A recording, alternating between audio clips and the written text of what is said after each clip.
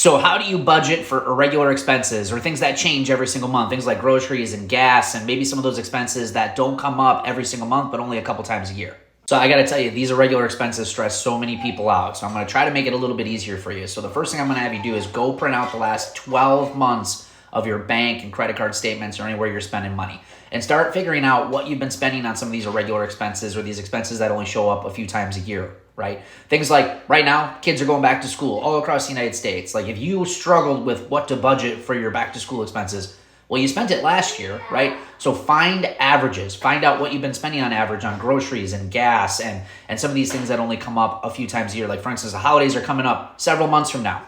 Look at what you spent last year so you can start budgeting for it right now. Then what you're going to do is find an average over these last 12 months of what you've been spending on these irregular expenses, and you're going to put that into your monthly plan. Also, really helpful to have something like the Totally Awesome Debt Freedom Planner to